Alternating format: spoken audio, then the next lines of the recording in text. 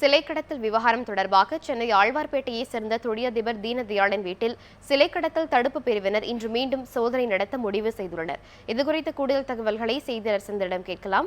செந்தில், தீனதயாளன் வீட்டில் இன்று மீண்டும் சோதனை நடத்தப்படுவதற்கு என்ன காரணம்? இன்றைய சோதனையில் ஏதாவது முக்கிய தகவல்கள் கிடைக்க வாய்ப்பு இருக்கா?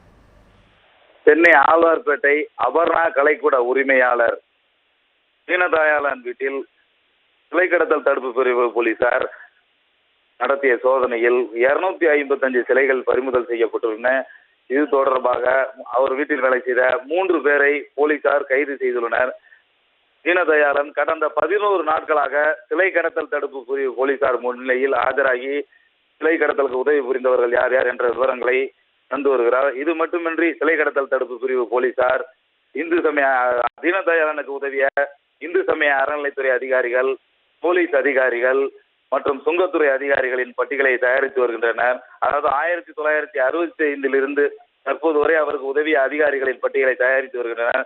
இது மட்டுமின்றி பெங்களூரில் உள்ள அவரது கலைக்கூடம், சென்னையில் உள்ள மற்றொரு வீடு ஆகியவற்றை சோதனை நடத்துவதற்கான சேர்ச் வாரண்ட், அதாவது சோதனை செய்வதற்கான ஆணையையும் பெற எழும்பூர் நீதிமன்றத்தை அணுக உள்ளனர். இந்த நிலையில் சென்னை அந்த பறிமுதல் செய்யப்பட்ட சிலைகளில் சிலவற்றில் தமிழ் எழுத்துக்கள் பொறிக்கப்பட்டுள்ளது. அதை ஆய்வு செய்ய மத்திய தொல்லியல் துறையின் சென்னை வட்ட கண்காணிப்பாளர் தலைமையிலான குழுவினர் இன்று ஆழ்வார்பேட்டையில் உள்ள தீனதயாளன் வீட்டுக்கு வர உள்ளனர்.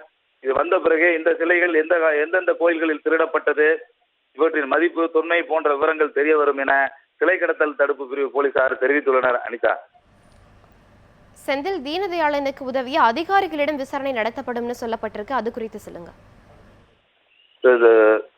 தீனதயாளன் கடந்த 1965 முதல் கிட்டத்தட்ட அரை நூற்றாண்டுகளாக இந்த சிலை கடத்தல் தொழிலில் ஈடுபட்டு வருகிறார்.